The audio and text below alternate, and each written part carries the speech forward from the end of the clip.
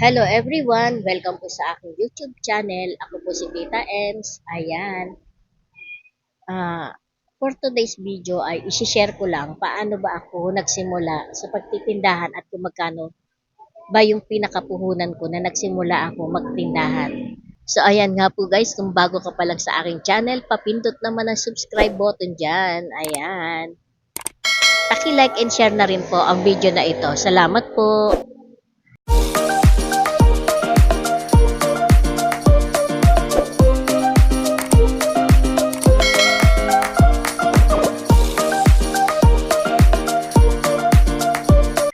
So ayan nga po 'no, paano nga ba ako nagsimula sa aking pagtitindahan at magkano yung aking, pinuhunan or kapital sa pagbubukas nga ng tindahan na ito.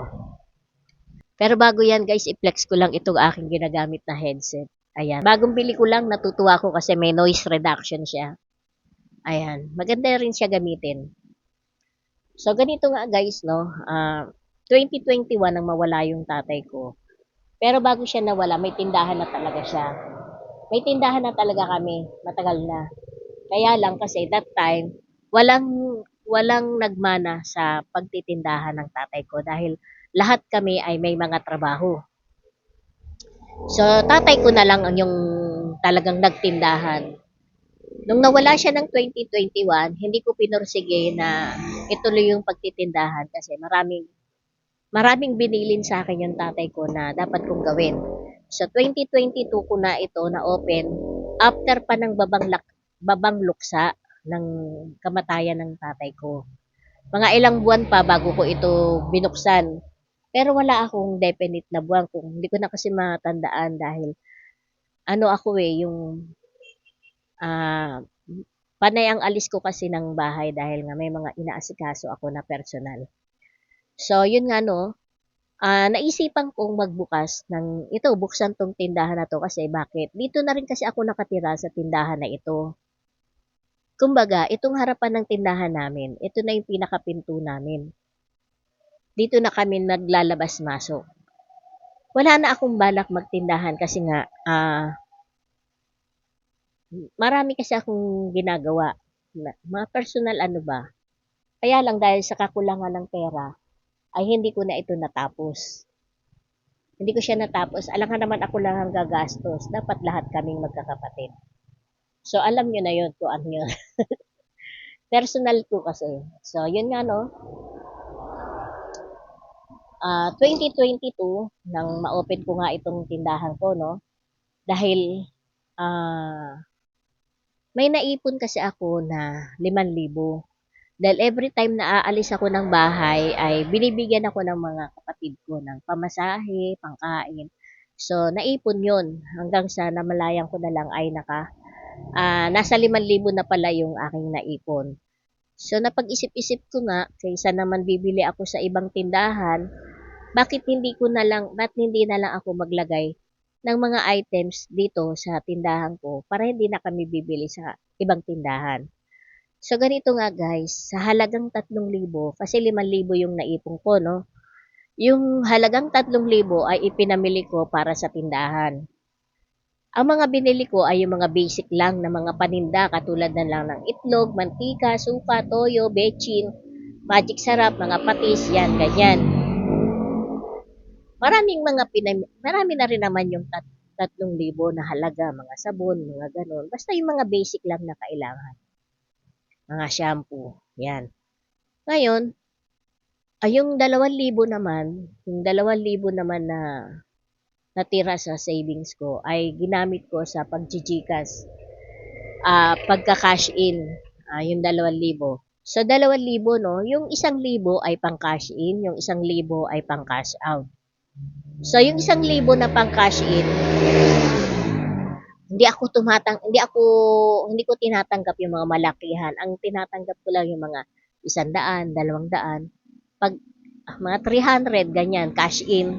Pero pag 400 na, 500, ayoko na.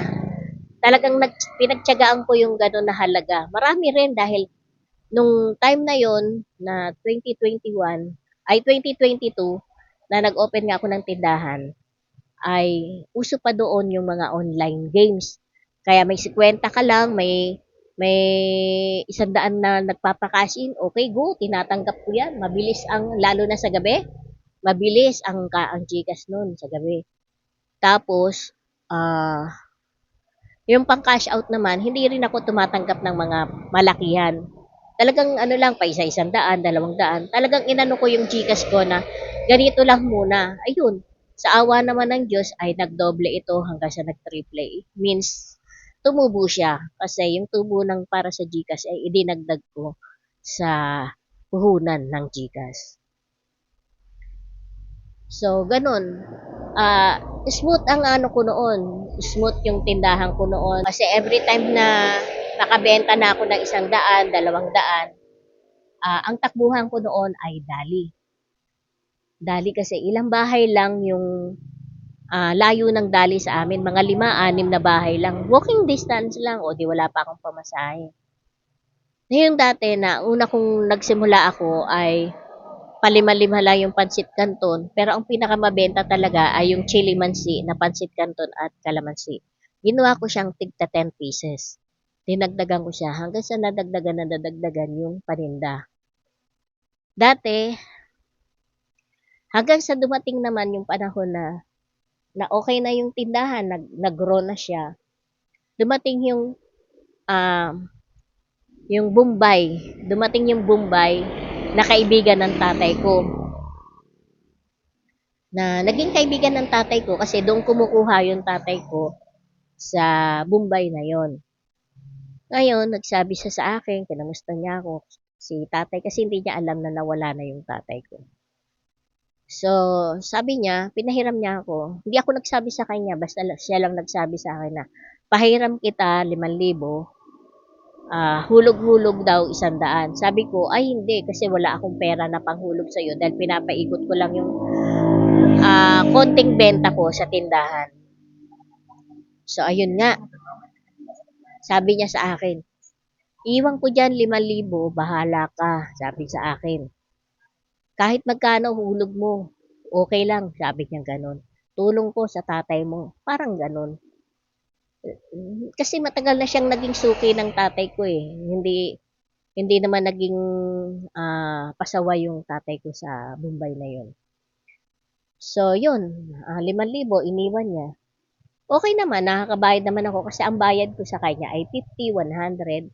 Pag may pera, 100. Pagka ano, minsan nga palya pa, hindi ko talaga siya nababayaran. Kumbaga okay lang sa kanya. Walang problema sa kanya. So, yun, nakatulong din ng malaki yung pinahiram ng Bombay na yun sa akin. Kaya, dati, wala akong mga soft drinks na debote. Wala akong mga malalaking soft drinks. Ngayon, meron na akong mga ganun.